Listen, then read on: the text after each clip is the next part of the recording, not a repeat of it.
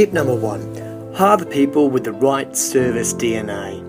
When recruiting or appointing people into customer service roles, look for more than the usual skills and attitude and dig deeper to find out what really turns these people on.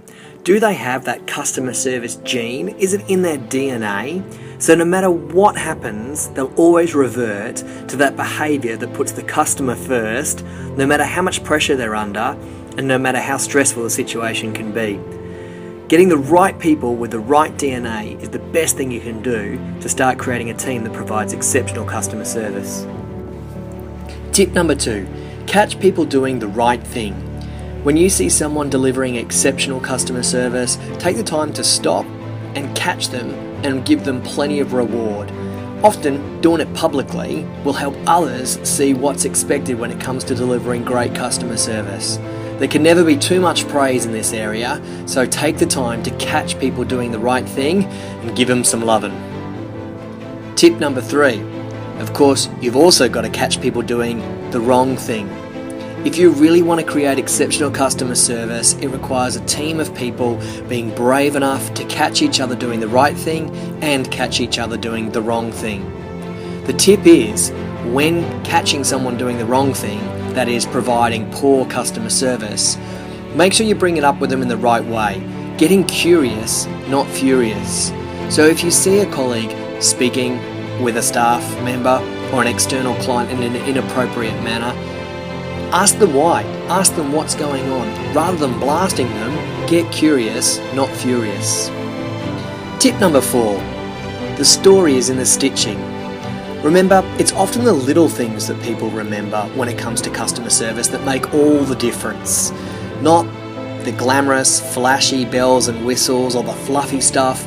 It's those little bits and pieces, the simple expectations, the moments of truth that people are looking for when they interact with you or your organisation. So remember, the story is in the stitching and do all you can to get those little things just right. Tip number 5, see a complaint as a gift. At times, we're going to get feedback and complaints about the service we provide. Rather than being defensive, let's seize these as gifts. Without feedback, we don't have an opportunity to improve. Therefore, see a complaint as a gift, thank the person for their gift, and then go around fixing it so that you don't get another gift about the same issue. Tip number 6, do a customer service magic audit. A magic audit is where you sit down with your team and work out what you're doing well and how you can do it even better. It's far more beneficial to identify areas of strength and build on these than go back and nitpick everything that you're doing wrong. This will often demotivate a team around customer service. So instead, sit down, identify what you're already doing well when it comes to customer service, and come up with ideas on how you could make it even better. Tip number 7. Establish customer service non-negotiable behaviours. Sit down with your team and work out exactly what you mean when you talk about delivering great customer service. Break it down into practical, simple behaviours that everyone understands and everyone can abide by. Negotiate these behaviours, agree on them, and then commit to calling each other when you don't provide them. Keep them really simple. So simple things like, make sure you get back to a client within 24 hours. Or whenever you see a client, always take the time to smile, say good morning, and identify yourself. By keeping it simple, by making them team-driven non-negotiables, you can set up an environment where people will then reinforce the right thing to do and also catch each other when they're not doing the right thing. Tip number 8, find and reward your positive deviants. Every team has one of these, at least one of these people that deliver exceptional customer service, that no matter what happens, they're always willing to go the extra mile without compromise and without groaning. Find your positive deviant, give them bucket loads of reward, bucket loads of love, and thank them for being the type of role model that you need across the organisation. Find those deviants, give them your love. Tip number 9. Be a great customer yourself. This one's a little bit different. This one's about saying that service will come back to you.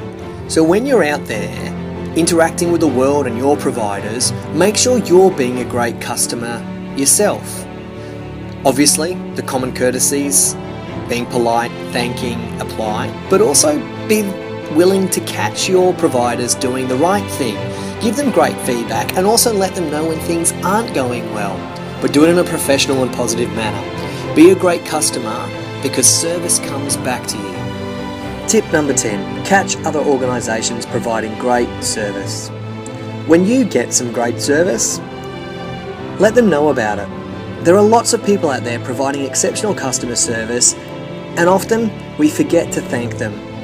By catching other organisations and other service providers giving you great service, not only are you reinforcing what it means to be a great provider of customer service, but you're fine-tuning your own customer service skills and setting an example for those around you. So next time you get some great service, internally or externally, catch them doing the right thing, give them plenty of reward, and make sure others hear about it as well. For more information on these tips as well as some other great strategies, be sure to check out the customer service articles.